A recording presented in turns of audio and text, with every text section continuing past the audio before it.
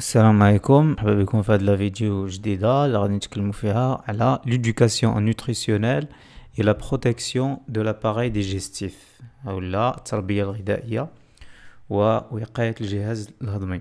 Dans la vidéo dernière, on a parlé d'un phénomène très important qui se passe au niveau de l'intestin grêle et qu'on appelle l'absorption intestinale ou l'amتصاص المعوي. Alors, qu'est-ce qui se passe pendant l'absorption intestinale? On a le passage des nutriments, c'est-à-dire le glucose, les acides aminés, les acides gras, les vitamines, les sels minéraux, l'eau, etc. Ils passent de l'intestin grêle vers le sang. Et le sang va transporter tous ces éléments, c'est-à-dire les nutriments, vers tous les organes. في اتجاه جميع أعضاء الجسم وتوزيعها على جميع أعضاء الجسم. Alors les nutriments seront stockés dans les organes et seront utilisés en cas de besoin. هذه المواد يتم تخزينها على مستوى الأعضاء وتستعمل في أثناء الحاجة إليها. تستعمل لمجموعة من الأدوار. هذه الأدوار سنتعرف عليها في هذا الشريط. Ce petit chien nous a posé une question. Il nous a dit pourquoi les nutriments doivent passer vers le sang et pourquoi ils seront transportés et stockés dans les organes. Dans cette vidéo, on va répondre à cette question. Alors, cette vidéo traitera la première partie de ce chapitre qui est l'éducation nutritionnelle, la protection de l'appareil digestif, التربية الغذائية ووقاية الجهاز الهضمي. Dans cette vidéo, première partie de ce chapitre qui est le rôle des aliments simples dans la satisfaction des besoins du corps. بعد نقلها إلى الأعضاء وتخزينها على مستوى الأعضاء، ما هو دور مواد القيد؟ Quels sont les rôles ou bien le rôle des nutriments ou bien des aliments simples؟ ما هي دورها في تلبية حاجيات الجسم؟ Alors on va voir ça à partir de quelques activités. Tu vas voir ce texte, tu vas lire ce texte et essaye de répondre à la première question. Le texte 1, pendant le marathon 42 km, le coureur, l'athlète, consomme de 2000 à 1200 grammes de réserve corporelle. يعني خلال الماراثون 42 كيلومتر هذا العداء يستهلك حوالي 1000 إلى 1200 جرام من مخزون أعضائه أو من مخزون جسمه من مواد القيد.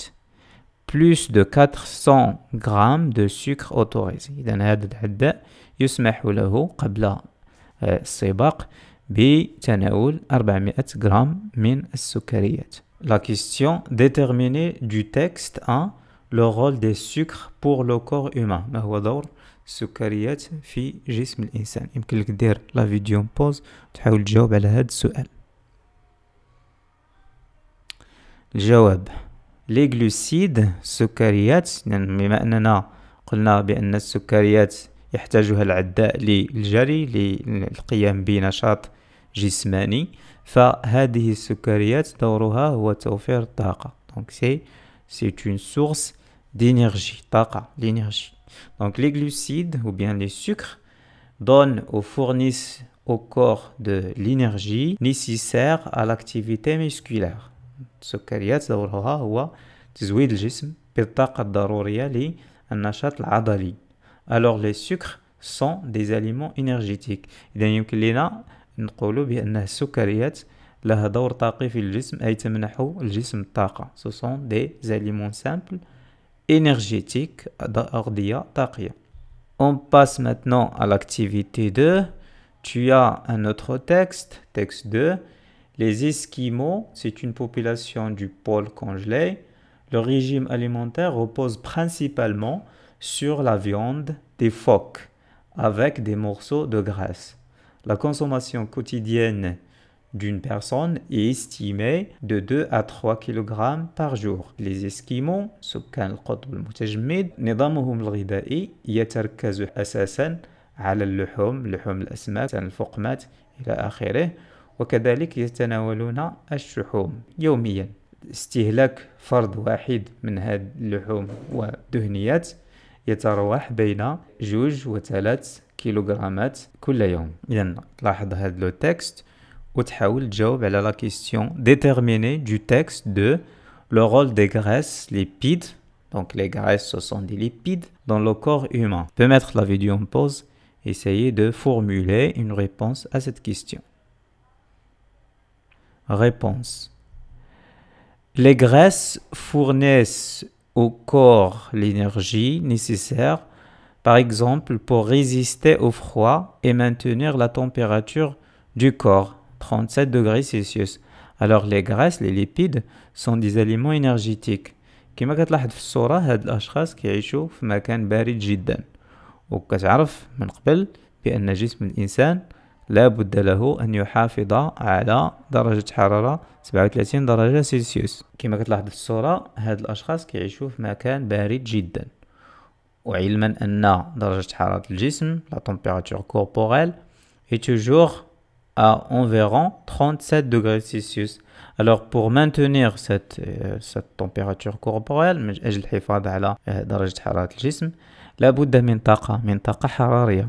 إذن هذه الدهنيات دورها في الجسم لها أدوار مختلفة أخرى، لكن دورها الرئيسي هو تزويد الجسم بالطاقة. إذن يمكن لنا نعتبرها أغذية طاقية aliments énergétiques. Conclusion. Le rôle principal des glucides et des lipides dans le corps est de fournir de l'énergie nécessaire à ces différentes activités. يعني دور الدهنيات والسكريات هو توفير الطاقة للجسم. Ce sont des aliments simples énergétiques. إذن يمكن أن نقول بأنها أغذية طاقية لأنها توفر الطاقة للجسم. On passe maintenant à l'activité numéro 3. Tu peux observer ce tableau qui représente le temps en jours nécessaire au corps pour doubler sa masse chez certains mammifères selon la composition du lait maternel en protéines et sels minéraux. يعني هذا الجدول يبين لنا بعض الثدييات وكمية حليب الأم من البروتيدات والأملاح المعدنية، ثم المدة الزمنية بالأيام اللازمة لمضاعفة كتلة جسم الرضيع. بالنسبة مثلا الإنسان لو بيبي في حليب الأم 1.6 غرام البروتيد، إلى السيل مينيرو 0.2 غرام، يعني الرضيع يحتاج لمضاعفة جسمه 180 يوما، يعني 6 أشهر. يمكن لك تشوف بالنسبة عن المهر، عن العجل، عن الخروف etc. Et tu peux répondre à la question. Analyser les données du tableau. Tu peux mettre la vidéo en pause pour analyser les données du tableau. Alors réponse. Le tableau représente la relation entre la composition du lait maternel et la vitesse de croissance. يعني الجدول يمثل العلاقة بين تركيب حليب الأم من البروتيدات والأملاح المعدنية، يعني العلاقة بين كمية البروتيدات والأملاح المعدنية وسرعة النمو عند الصغر.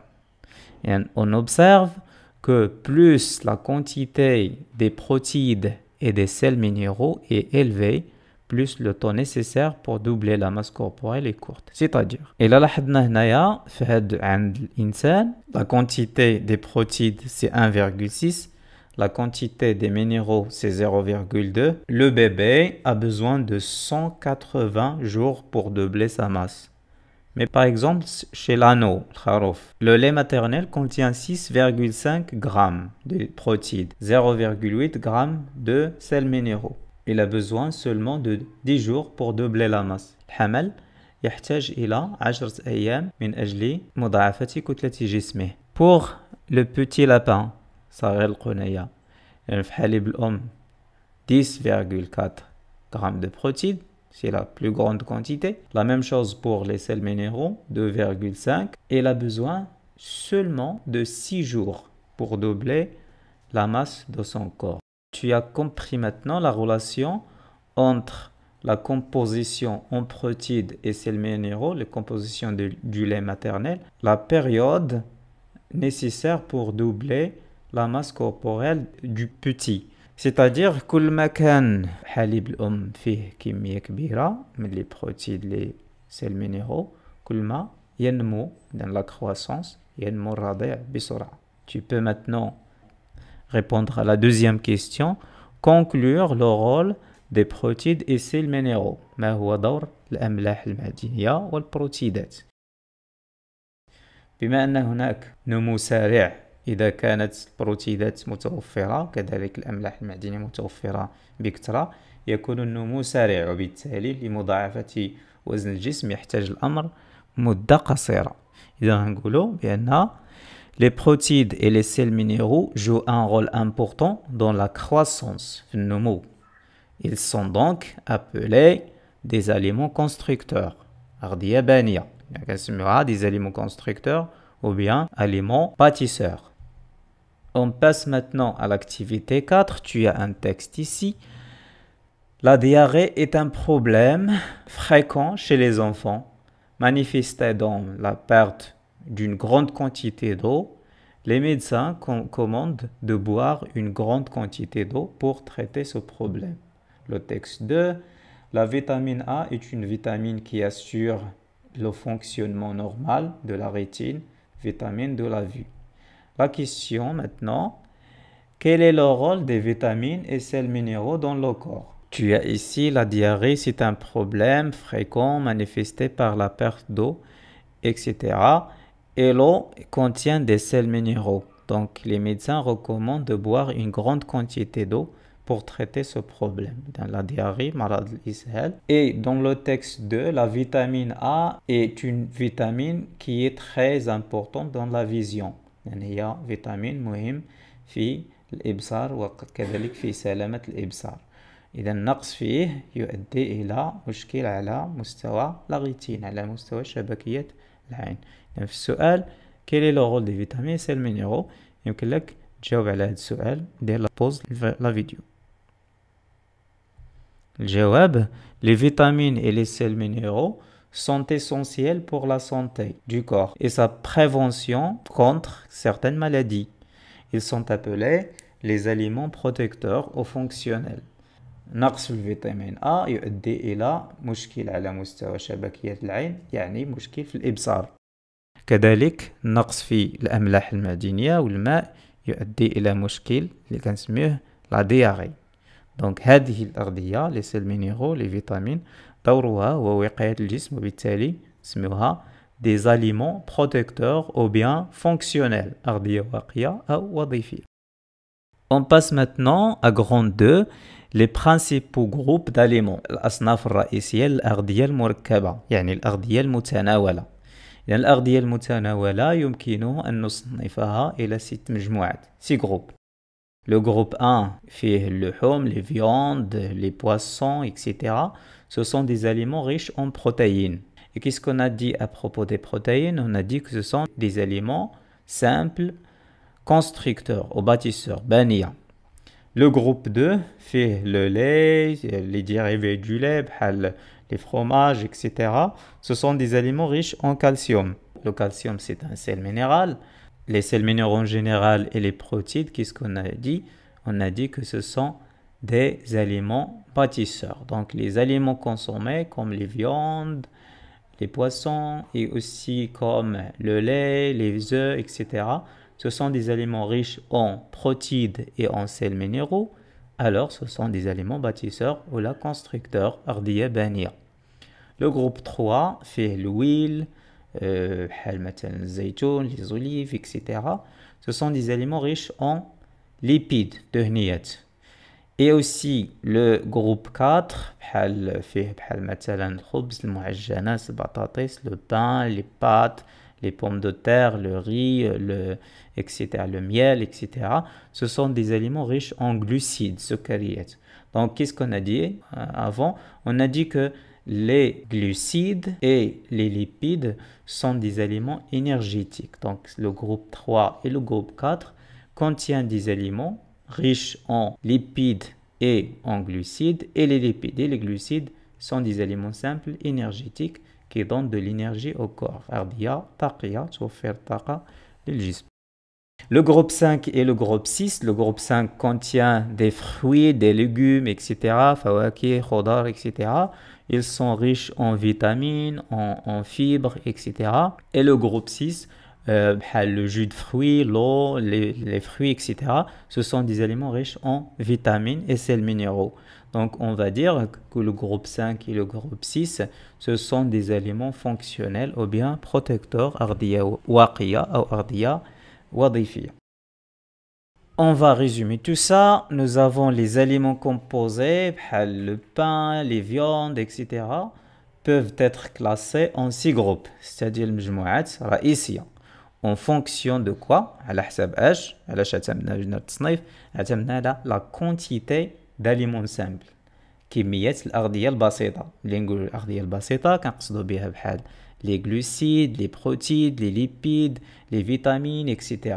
On a classé ces aliments composés en 6 groupes. On a dit des aliments riches en sels minéraux, des aliments riches en glucides, etc. Et on a dit que ce sont des aliments soit énergétiques, soit protecteurs, soit constructeurs. Énergétique taqiya, protecteur واقية et constructeur ولا bâtisseur فهي أغذية بنائية أو بانية تساهم في نمو الجسم في بناء الجسم. Les aliments simples peuvent être classés en 3 groupes selon leur fonction. Le nutriment en particulier, le nutriment, le glucose, les sels minéraux, les vitamines, les acides gras, l'eau, etc. On peut les classer en 3 groupes. Les aliments composés, les aliments simples, les aliments énergétiques, les glucides, lipides, الدور الرئيسي ديالهم هو توفير الطاقة للجسم تخزن على مستوى الأعضاء وتستعمله الأعضاء في إنتاج الطاقة. Pourquoi l'énergie? Parce que toutes les activités du corps, les activités soit physiques, أنشطة جسمانية بحال الحركة المشي etc. ou bien mentale, التفكير etc. يحتاج إلى الطاقة l'énergie. Et quelle est la source de l'énergie? C'est les glucides et les lipides. Des aliments constructeurs ou bâtisseurs, les protéines, les sels minéraux, les protéines دورها هو نمو الجسم بحال نمو العضلات etc. Les sels minéraux دور ديالهم هو النمو كذلك بحال نمو العظام طول العظام etc. Et à la fin, le troisième groupe d'aliments simples ou bien du nutriment, ce sont les aliments protecteurs ou les fonctionnels.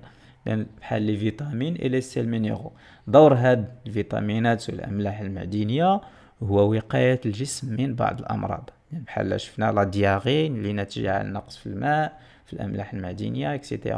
وشفنا مثلا مشاكل في الإبصار دون لا فيو اللي مرتبطة بنقص في الفيتامين A. Donc ça, c'est les groupes d'aliments composés. Ce sont 6 groupes. On se base sur la quantité de nutriments ou d'aliments simples pour classer les aliments en 6 groupes. Bien, pour les nutriments, on les classe en 3 groupes selon leur rôle dans le corps.